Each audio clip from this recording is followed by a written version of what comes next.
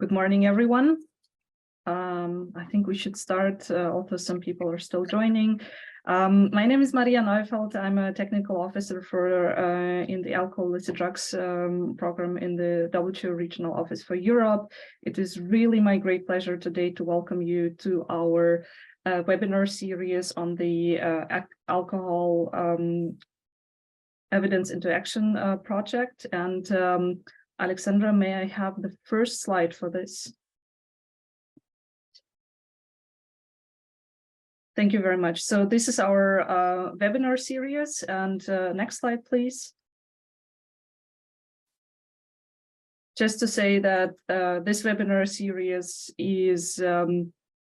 was created as part of a large WHO EU project where we really want to bring the newest evidence, the newest research to the attention of the general public, researchers, and policymakers.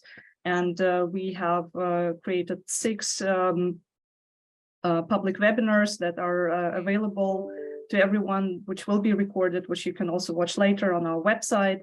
And as part of this webinar series, we're really trying to bring the most debated topics on alcohol and policies in the EU, but also globally. And I'm very privileged that we are joined today on a very important topic by worldwide recognized experts and speakers. Next slide, please. And our today topic is on alcohol and sustainable development. Just to say that in 2020 already, we from WHO Europe have published this fact sheet, which we will put in the chat. So this has been out for a while now, where we tried really to summarize what is it that we actually know on alcohol, how in sustainable development, how does alcohol impact on the various SDGs. And next slide, please. And today we're really looking forward to hear on the newest research in this area and updates, so to speak, on the evidence, also in light what we have also learned from the anthology, Alcohol an Ordinary Commodity. And we're again joined by Robin Room. Next slide, please, who is the professor at the Center for Alcohol Policy Research in La Trobe University in Australia, who already presented us the key findings on from the famous anthology, Alcohol an Ordinary Commodity, in the last webinar series two weeks ago. And today, Robin will be presenting a deep dive on what is it that we know currently on alcohol sustainable development. And after that, we'll be joined by Carolin Kilian, who is a postdoc research fellow at the Center for Addiction and Mental Health in Toronto, Canada. And without further ado, Robin, I give you the floor, and I'm really looking forward. Thank you very much, Maria. I'm talking to you today actually from a hotel room in Paris, but there we are.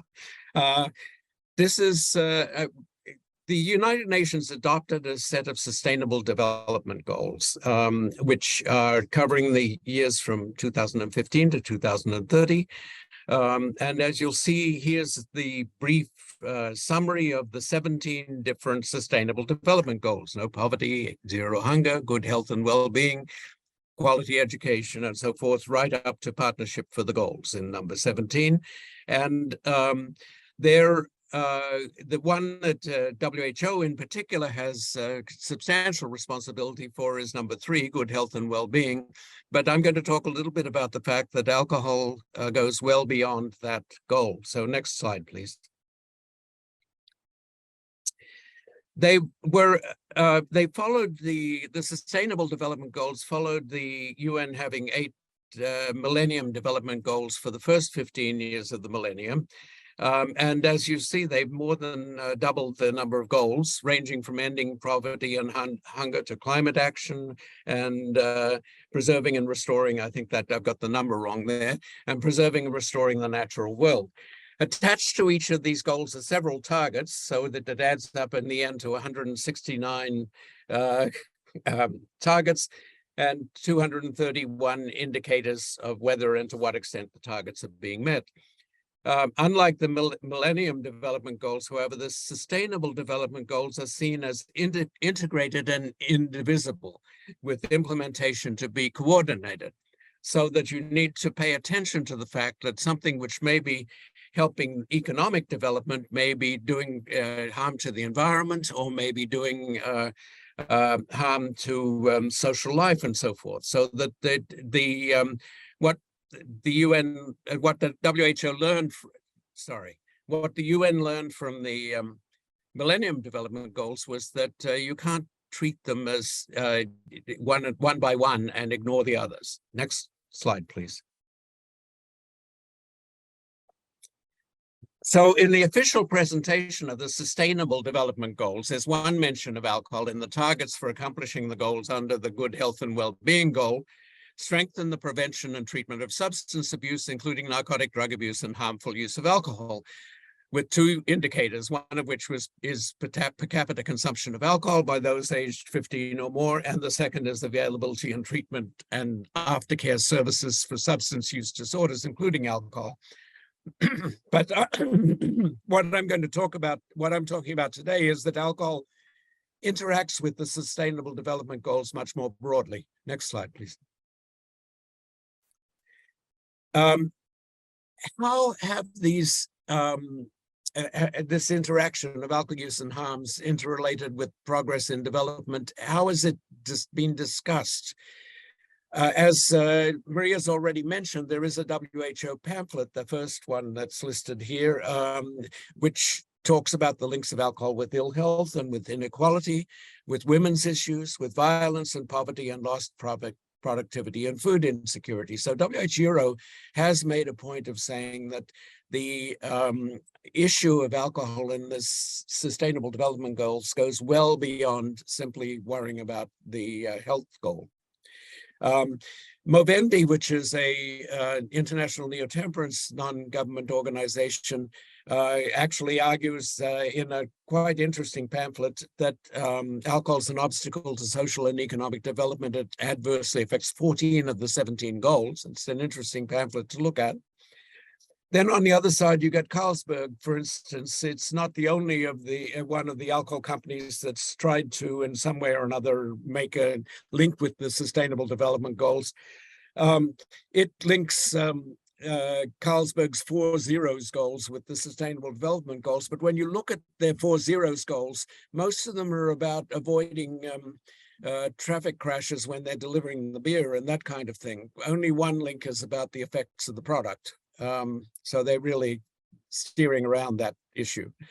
Then there's an interesting study published that went and interviewed owners and managers of urban drinking bars in China. And when they were talking about alcohol and the Sustainable Development Goals and how it affected them, mostly were talking about workplace conditions. Preventing alcohol harms was a minor issue to them, essentially. Onward. Next slide, please. So now I'm going to give two kinds of lines of evidence of what happens to alcohol use with socioeconomic development. The first is to look cross-sectionally, which you'll see here is the world divided up by nations in terms of whether it's a low-income nation, a lower middle-income nation, an upper middle-income nation, or a high-income nation. And you'll see that the percent of drinkers among those who are aged 15 or plus or more is very much higher in higher income nations than it is in low income nations. So that suggests maybe when you get high income, you drink more as a society. In terms of the grams of ethanol, in other words, a pure alcohol per day among drinkers, no matter what kind of alcohol they're drinking, upper middle income actually is the highest, but the grams among drinkers is pretty much the same about whether you're in a low income country or in a high income country. The percentage of heavy episodic drinkers among the drinkers, that is the people who are drinking 60 or more grams of alcohol at a time, is higher in the low-income countries. The low-income countries have a much fewer drinkers, but those who do drink are somewhat more likely to drink in this kind of heavy episodic way. But then if you turn back to the question of the alcohol per capita, how much they're drinking altogether in the course of a year among those aged 15, then very clearly high-income countries drink more. So it's quite a mixed picture you see there. But if you're in a higher income country, there are more drinkers and the consumption altogether is higher. Next slide, please. And above a low level, excuse me, increased economic development tends to be accompanied by increased alcohol consumption. This is a modeling of what's happening 2019 in Lancet, of what's happening in the WHO regions of the world. Onward, please, next slide. The harm per liter is higher. Now, when I'm talking about harm per liter, I'm talking liter of pure alcohol. So in other words, you have to drink a whole lot more liquid to get the same liters of alcohol from beer that you get from spirits. But the harm per liter of pure alcohol is higher with less income. So the harms are higher with the highest for those with in the countries with low income. If you look at this down at the part that is marked in yellow, then you can see that this is the number of disability adjusted life years per 100,000 population that is attributable to harms from alcohol, health harms from alcohol. And you can see that the highest number is in the low income group of countries.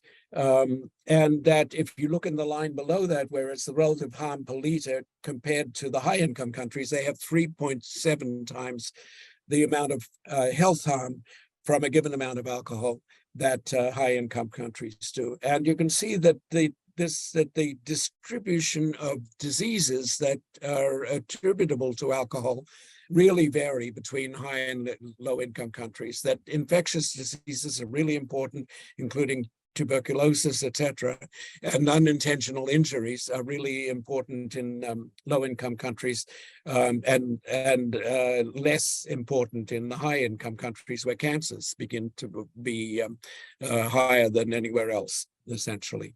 So there's a different profile of health harms between the lower and high-income countries, and the harms are about 3 times. This is not shown in this graph, but harms are about 3 times higher for males than for females for all of the income groups. This is male harms from alcohol happen a great deal more to males because they drink a whole lot more than women in the world as a whole. Next slide, please. So that's the in the cross-sectional view. Then what about if you look historically, a different way around? Alcohol production and sale as a driver of economic development. Yes, it's an attractive commodity, it's readily marketable, it's habit forming, so there's a sustained demand for it. And the drawbacks are often hidden, and many of them, for instance, cancer, are very much delayed. It was an early product in industrialization in many parts of the world, a source of revenue for the state, particularly important prior to the 20th century's income and general sales taxes.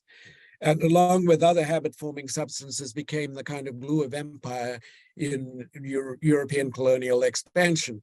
For instance, fortified wines were invented so that the wine wouldn't spoil while it was being carried on by a sailing ship across the equator, which took, to get out to the colonies took months. High consumption, both sooner and later increased health and welfare harms as to others, of course, as well as to the user. But societal reactions and control policies, if they come at all, tend to happen with considerable delay. Next slide, please. So there's a common historical pattern, which we described once years ago as long waves of consumption, where you get an increase in consumption in a country to a high level, which brings substantial harm. But of course, much of the harm is delayed. And eventually, a generation or more later, there's a social reaction against the harm, both of which may come from above with government action, setting up monopolies to control the market or whatever it might be, or from below with social movements like the temperance movement. And which you still will find in many countries of the world. There are women's movements in India, in Pacific Islands, and so forth, which are trying to limit the amount of alcohol that is or is being sold in that area. Consumption and harms then decrease, but a generation or so later, the cycle may start again. So that if you look at alcohol in the last quarter of a millennium, about the last 250 years or so, the flood of cheap industrial spirits in Europe and in the US in the 18th and 19th centuries, the reaction to that was the temperance movements in the later 19th century and prohibition in 12 countries in the early 20th century, actual prohibition of selling of alcohol, and then a rise of consumption in the later 20th century, along with the neoliberal market ideology, which means the consumption in some places is very much higher than it was, say, 50 years ago. The lesson of the long waves of consumption that I've been describing to you here very briefly is that without substantial controls, socioeconomic development is likely to bring more consumption and harm. While the consumption may eventually go down with increased prosperity, even in the longer term, the burden of harm is likely to increase. So that alcohol is a substantial issue for the Sustainable Development Goals, well beyond the specific issue of health, number 3. On to the next slide, please. So what is needed for a framework of coherence between alcohol policies and the Sustainable Development Goals? This integrated and indivisible quality, which the UN is seeking with the multiple Sustainable Development Goals and the insistence that they be sustainable, recognizes that economic gains from an increase in the alcohol market will be outlaid by losses to health and welfare. What happens to alcohol sales and consumption affects more than the third goal, so that alcohol policy is an issue for sustainable development that reaches beyond health. And progress in sustainable development requires recognition of the double-sidedness of an increase of alcohol consumption with increased prosperity. And as part of Sustainable Development Goal programs, efforts and resources need to be put into implementing market controls which limit promotion and availability and otherwise act to limit the harms. Next slide, please. And at the international level, there's a need for support for moving in this direction in the context of the Sustainable Development Goals. Non-government organizations and other actors need to recognize that rising alcohol consumption is facilitated by economic development in the absence of constraints, but that the rising consumption, in fact, holds back development, and we need to move proactively rather than in reaction to growing problems. So controls only at the national and subnational levels are not sufficient, and an intergovernmental frame needs to be strengthened. So now over to Carolin for the second part of this presentation. Thank you very much, Rob, and I really appreciate also, the span, the story that you have told us, that, how the relationship to alcohol also changed in a way from colonialism and industrialization and neoliberalism, and that and I think the message is quite clear that it is an obstacle to development. I'm really thankful to Runa, who also put some important resources for Movendi into the chat. Apologies, I was also trying to put it into the chat, but I had some issues here. And before Carolin, before I give the word to you, I just wanted to ask if there are any immediate questions or reactions to what Robin has said, because if not, we will just move on to Carolin's intervention, and then we will collect the questions in the chat, and please also use the Q&A function. So I'm not seeing any immediate reactions, and Carolin, please, over to you. Thank you. Thank you. And you're sharing your own slide deck. Exactly. Perfect, we can see it. Great. So I'm glad to now continue with the focus theme of today's webinar, which is alcohol's harm to others.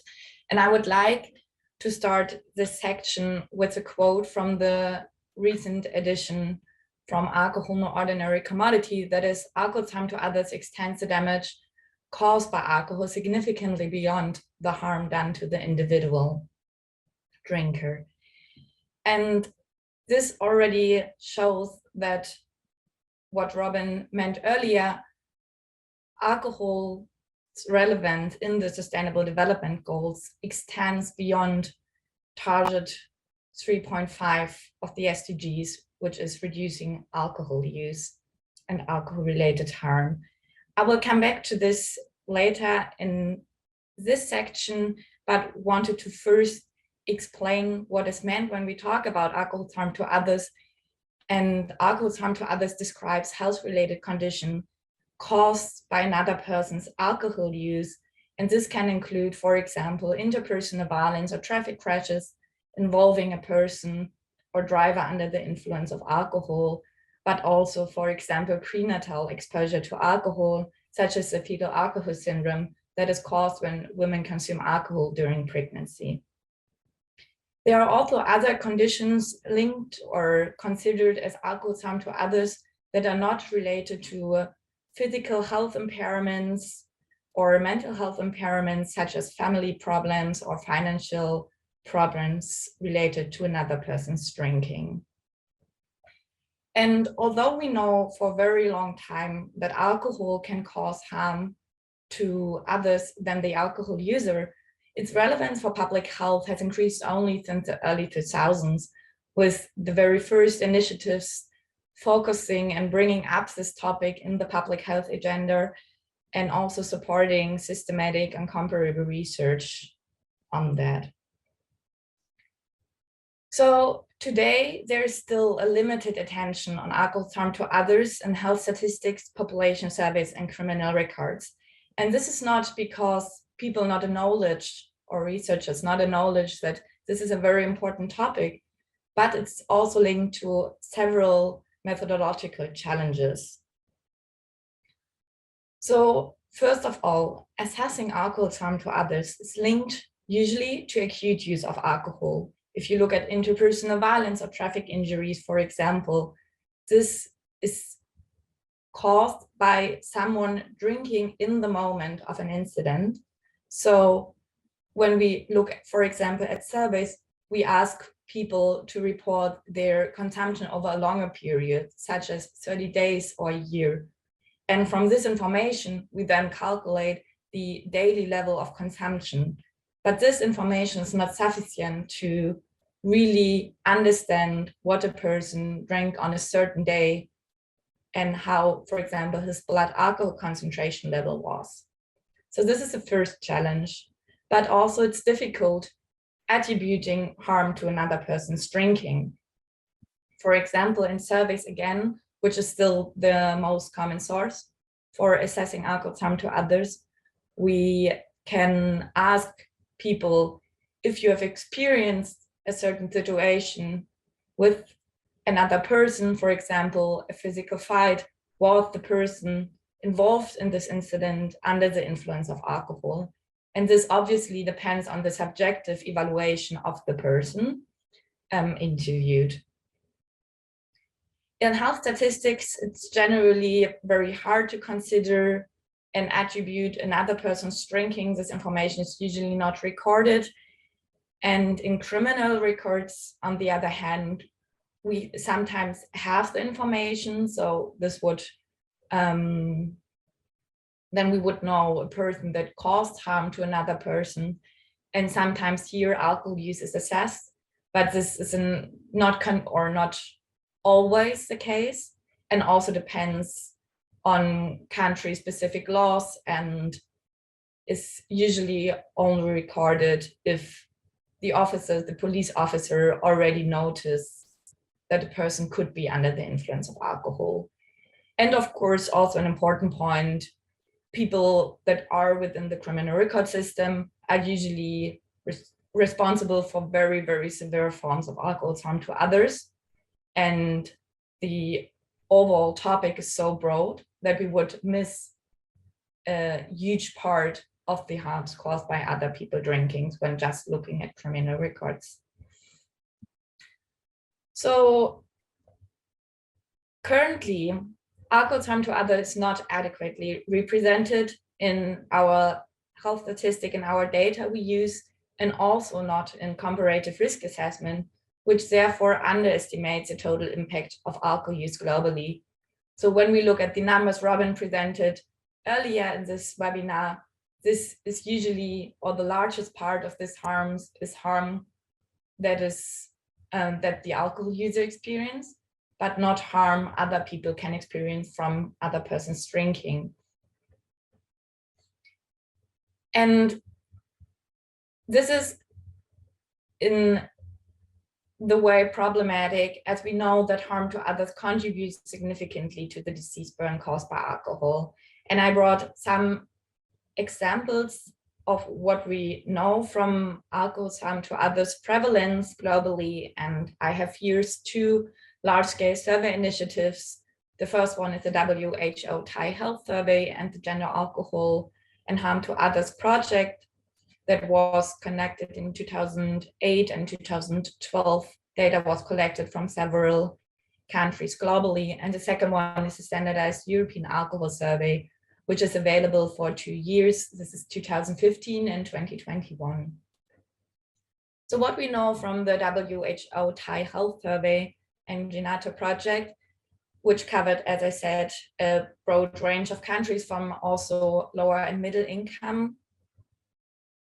We know that the prevalence of more severe forms of harms range between 12.5% in Nigeria and almost 50% in India in the past year. So within the past year in India, those that were interviewed in the survey report, every second person reported to have experienced at least one harm from another person's drinking. And here, as alcohol's harm to other harm conditions such as interpersonal violence, traffic injuries, but also, for example, property damage was considered. In the Standardized European Alcohol Surveys, only European countries are included in 2021. These were 33 countries, and on average, so across all these countries, the prevalence of more severe forms of harm, such as violence and traffic injuries, range between 3 and 10%, depending also on the victim-aggressor relationship. So whether the person that was interviewed know the person that caused the harm, or whether this person was unknown. And these numbers show two things. The first one is that there is a considerable share of people experiencing harm from another person's drinking in a wide range of countries. And the second that is also shown in these numbers is that there are huge differences between countries. And these differences in part are caused by the definition of alcohol's harm to others. So what is included as a condition, as an indicator for harm experienced by another person's drinking, but also, for example, whether gender was taken into account, so whether the number differentiate between women and men, and also this victim-aggressor relationship. And I will come back to this in a second. I just wanted to show you one other example.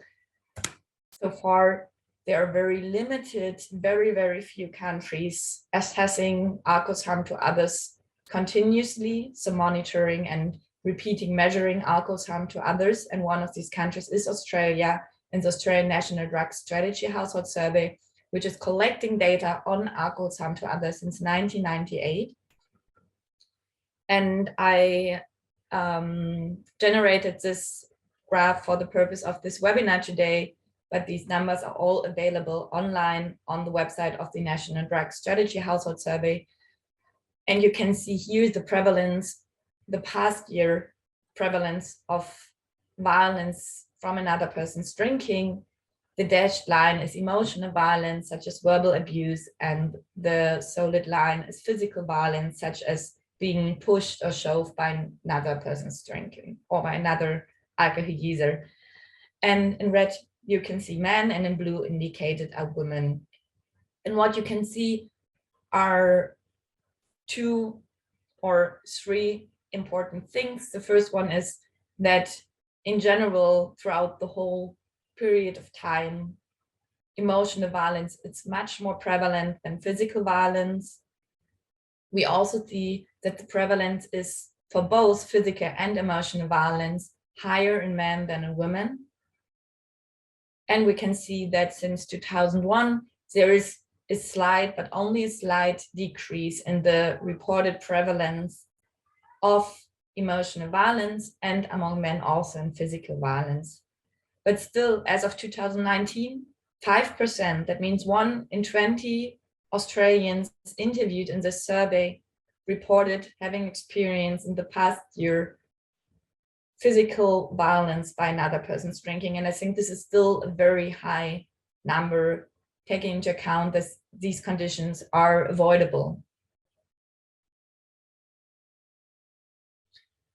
So coming back now to the SDGs, we saw in the data that men are generally more likely to report harm from another person's drinking. And this is not only the case in Australia, we see this pattern across many countries. However, this is not the full story, because if we consider the victim-aggressor relationship, which I already talked about, so whether the person, the victim, knew the person causing the harm or not knew this person, a different picture emerge. And women are more likely to experience harm caused by a known person's drinking, such as partners and family members, for example. So when we just look at domestic violence and not violence in general, we see that women are much more affected by domestic violence caused by another person's drinking. And this is also not new. We know alcohol is a driver for interpersonal violence in general, and also intimate partner or domestic violence in particular. And now, bearing in mind that alcohol is this driver and women are suffering more from these harms, we can also conclude that alcohol, for example, undermines the progress towards gender equality through contributing to domestic violence and violence against women.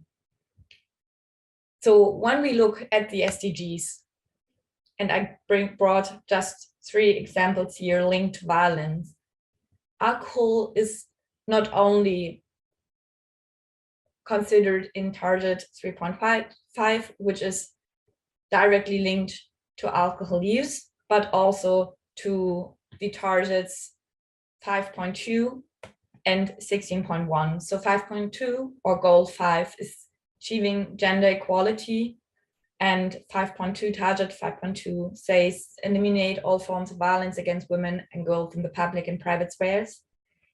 And it's also linked, if we look at the broader impact of interpersonal violence, the target 16.1, which is reducing all forms of violence and related death rates everywhere. So I think this example shows very impressively why it is important to think broader when we speak about alcohol harms and the SDGs. So what can we do to tackle alcohol harm to others? And we have the WHO's best buys, which are effective and cost-effective policies to lower alcohol consumption and also alcohol-related harms. And these policies are raising prices through, for example, alcohol taxation and minimum pricing or minimum unit pricing. We can restrict the physical availability of alcoholic beverages and alcohol marketing bans. And as I just said, we know that these best buys are very cost-effective in reducing alcohol harm.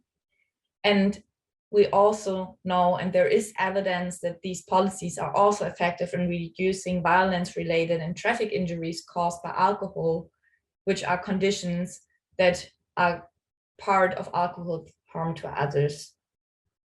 When we look at domestic violence as a very specific and highly relevant case of alcohol harm to others, the evidence is more limited. And to just only a small effect, if any, that pricing policies and availability restrictions can reduce domestic violence. And these inconsistencies in the evidence related to domestic violence and alcohol use is mainly caused by methodological challenges. So for example, studies looked at the impact of these policies on domestic violence in general and not at alcohol involved domestic violence cases, so that the effects found were very, very small. And with this, I would like to conclude with my implications for policy and practice. And here in blue, you can also see my take it home message for today, which summarizes again that alcohol's harm to others is an important contributor to the overall health burden caused by alcohol. And coming back to the SDGs, this shows that, as Robin said in his talk in the very beginning, alcohol plays a role not only in reducing alcohol use and goal 3 directly linking to health, but also to many other SDG goals.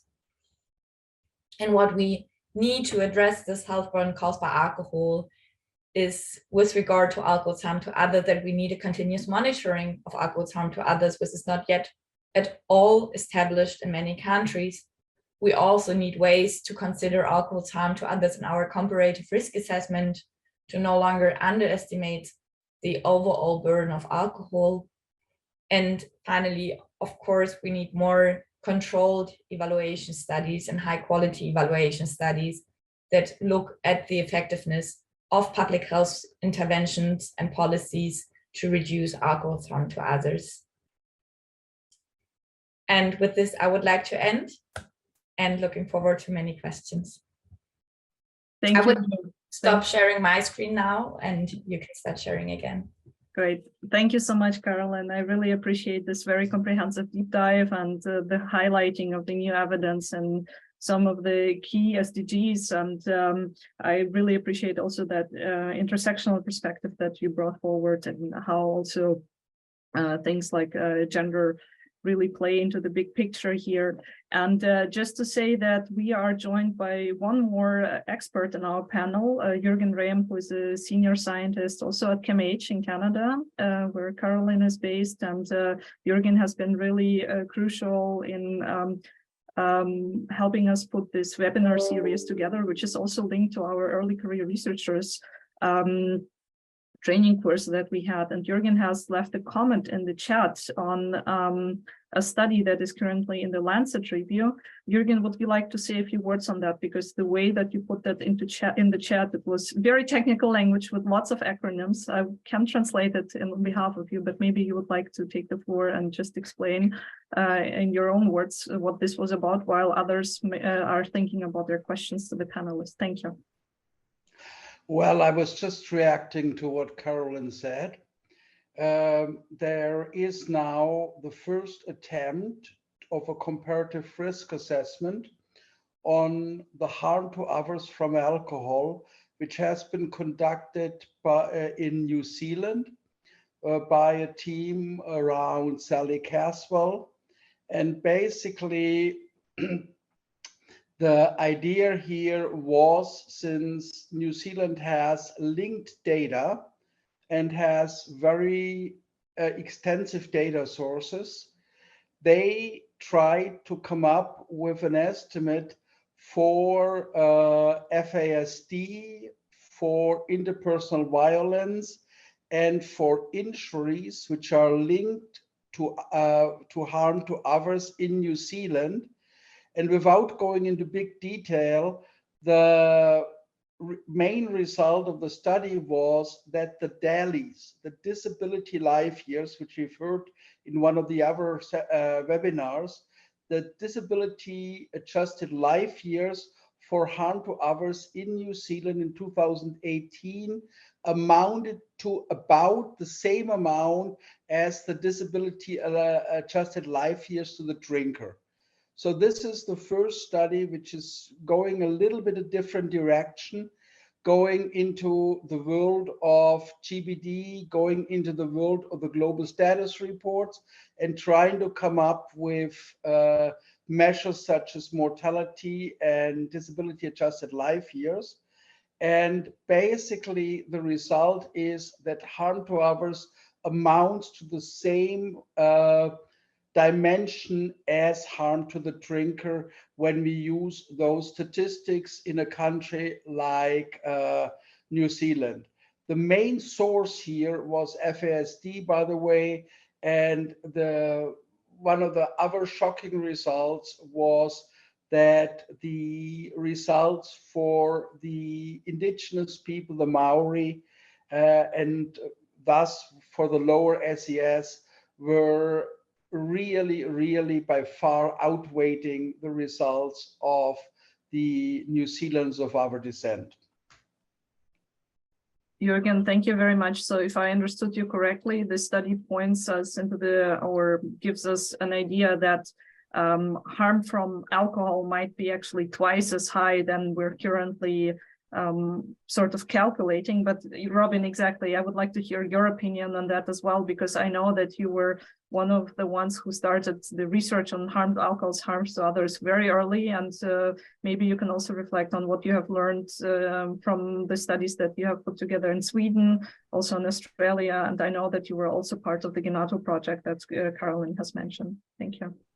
Yeah, I support what Jürgen's saying. I mean, there's a study that involving economists in Australia also that we've had a lot of trouble publishing it because it causes political difficulties among economists.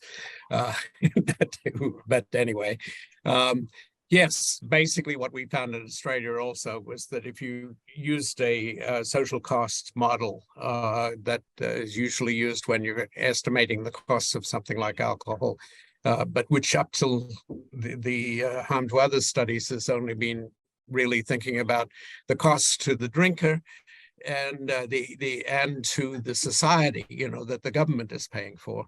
And if you add in the harm to others, if you look at the harm to others material, it's about the size of the costs of the harms to the drinker, and that are measured in the traditional cost studies, essentially.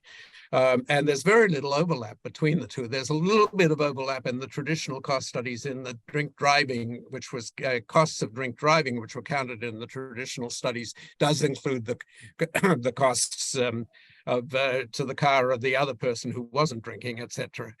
But those are a very small part of the costs overall. So that I would support Jürgen's position that essentially, if you take the traditional models of economic cost studies of alcohol and add in the harm to others, you roughly double the cost. Sorry, may I clarify? Because now we're talking about two different things. So one is the DALYs as in the harm, and the other things is in the costs. And can I just... Yeah, so can I just clarify? So basically, from what I understood from all your interventions, actually, when we talk about whatever harm outcomes, be it DALYs or be it, like dollars or euro or whatever, we can assume that there is a much larger, let's say, halo that is behind that is seems to be, of the same amount that's what the harm to the drinker is. Just for me to summarize what you're saying. No, you're Thank you. It's a little bit too easy as a summary. I know, but I'm trying to summarize what you're saying. At this point, we have only two countries, and with the Swedish study, the old Swedish study, which had been conducted some years ago, maybe. So the basic gist is our evidence for DALYs and harm to others, as well as costs of harm to others, are all from countries which have an overproportional indigenous population. And so I would not want to generalize that to the world. I know there is a tendency to overgeneralize very rare studies I mean, Carolin said there's no study. Now we have one study. So let's not overgeneralize it, but rather do more of those studies within the framework of epidemiology or costs to get more solid evidence.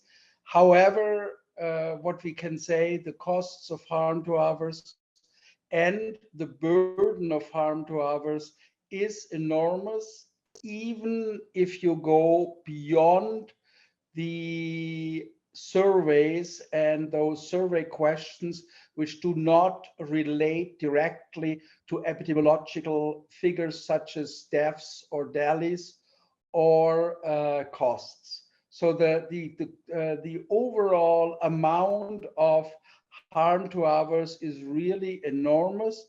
And if we end up at the end of the day in 10 years to say it's twice as much, okay, we'll have to check it out, but we do not at this point know that. That would be my summary. Sorry to be a little bit less pessimistic.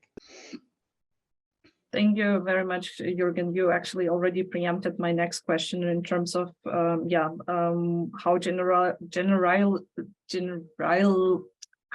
how can we generalize those studies? Apologies, not my first language.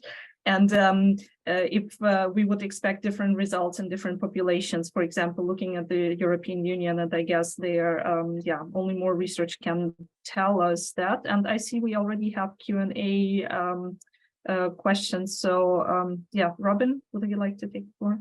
Yeah, well, I mean, the indigenous population in Australia is much smaller as a proportion than in New Zealand, so that I don't think that would put Australia out of the running in terms of Europe, about 3% or something like that.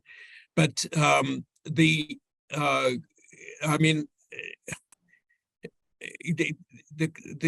are countries, if you look at the per capita consumption in a country like Australia, it's in the sort of European range. You know, it's a relatively rich country. It's not very high consumption by the European standards, but it's certainly in the middle of the range, essentially. And I think that we leave it at that. There is more work that needs to be done, obviously.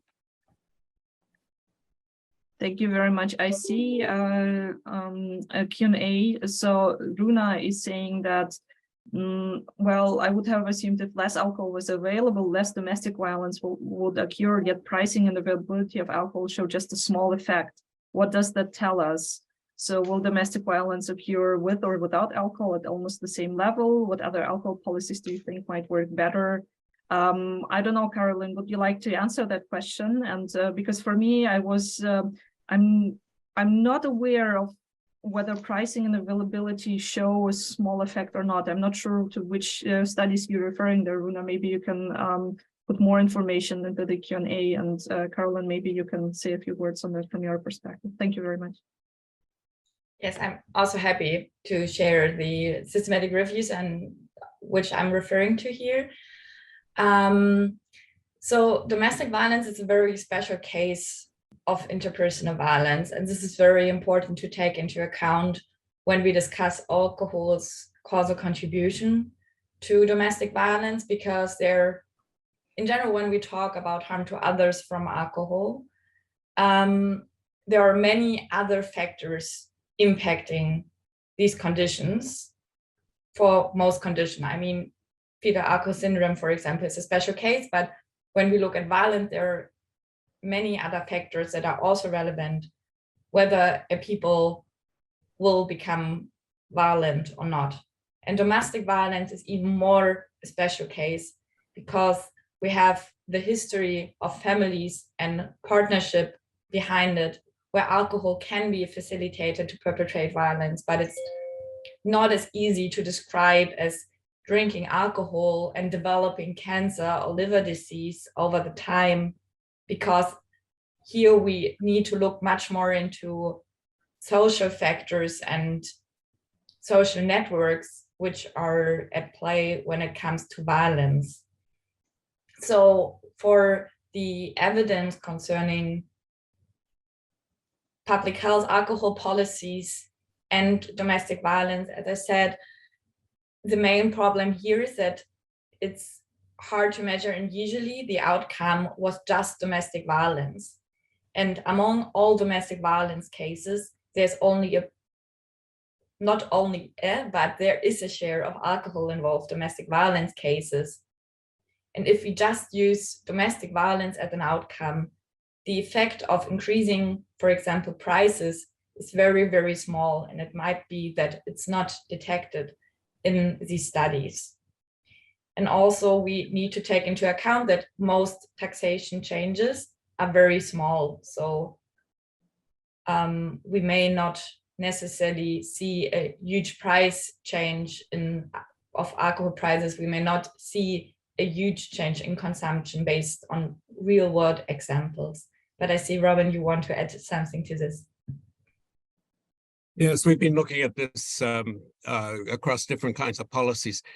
The three best buys that WHO points at are all relatively chosen partly because they were relatively cheap for the state to implement. And of course, for a lower middle income country, that's really important. But if you look at the literature more broadly, then there clearly are things which have worked in reducing domestic violence, but they're not necessarily cheap to do. There's a study in South Dakota, a quite well done study of what happened with drinking drivers when the people who were caught for drinking driving, who were ordered not to be drinking at all and to come into a place in their hometown twice a day to be tested for whether they had any alcohol in their blood. They were ordered not to drink for some period of time, and they were locked up for a weekend if they had alcohol in their blood and so forth. And the unexpected result of that was that not only the drinking driving in that county went down, in the counties that had done that, but also the domestic violence. So that individually oriented measures that stop someone drinking had an effect, stop the male from drinking, had an effect on domestic violence, which wasn't what was being sought by the policy at all. And there are plenty of other examples, you know, from Sweden in the days when it used to have individual rationing of alcohol, you know, so that measures are, those kinds of measures are expensive to implement, but there are things that you can do that will have an effect on alcohol-involved domestic violence. Jürgen, please.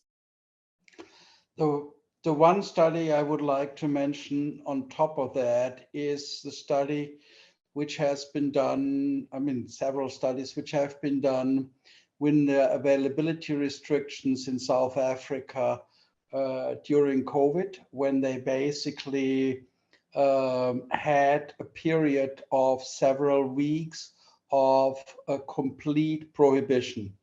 In that complete prohibition, in those weeks and in the partial prohibition which followed, the overall rate of violence and unnatural deaths decreased very, very much. So again, this is not a normal situation, normal alcohol policy. It was a special alcohol policy due to COVID. It was, but it did reduce harm to others as well, and it did reduce especially interpersonal violence. So we do have some evidence that the availability Best Buy does work with domestic violence, albeit with relatively extreme cases. Carolin has already pointed out that when countries these days speak about taxation increases, they speak about increases of excise taxes of 2% or 4%, which will make the price change from 17 to 18 cents per bottle of beer at best in Germany, and they don't even do it. So this is, of course, more effective measures and much more restrictive measures with regard to alcohol control policies. Jürgen, thank you very much. And there were already various questions on the Q&A, but in light of the remaining 5 minutes, I would like to pick up the last one because I would like to come back to the policy dimension. And there is a question from David in terms of how do we increase the buy-in from the policymakers at country level across the various sectors into that. So do you have any successful experiences and best practices? And just, I mean, in my personal reflection, I mean, tobacco and harm to others, harms of secondhand smoking comes to mind as well. And I would like to hear some reflections on, you know, like what, I mean, I don't want to taint your reflections so much with the parallel to tobacco, but I also wonder what are the lessons that we can learn from there, or did we learn anything, or what should we do? Robin, you were the first one, thanks. Yeah, very quickly.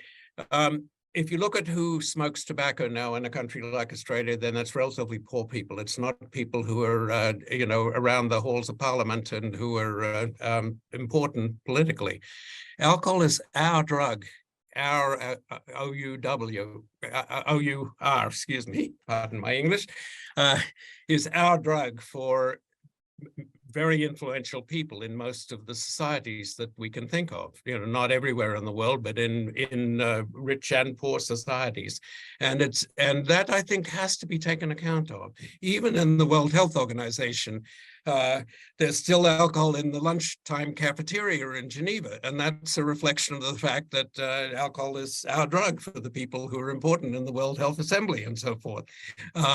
So I think that we have to face up to the fact that this is a substance which is protected to some extent by the fact that affluent and influential people are users of it, essentially. And we have to start examining, you know, that as well, I think, as part of the solution to this.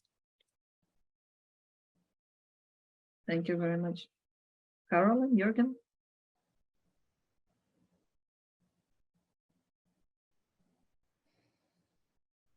I mean, one thing which comes to mind is that overall, especially when we speak about harm to others, we should think about coalitions with police.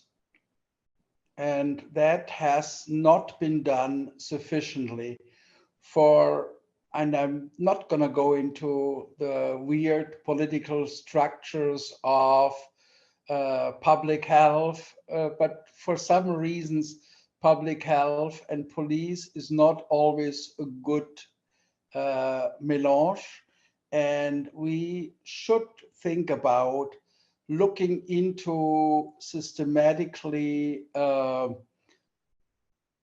asking police for joining forces on things like interpersonal violence.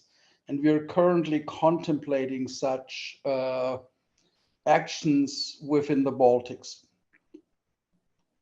Thank you very much. Let me just add quickly that this is a women's issue to a considerable degree in many parts of the world. There are women's movements in India, there are women's movements in Pacific Islands and so forth these days that are trying to affect the availability of alcohol because of the effect of the drinking on the men that they live with and so forth. And that was historically the case in many parts of the rich world, and it's presently the case in much of the low and middle income world. And so I think it has to be tackled also as a women's issue.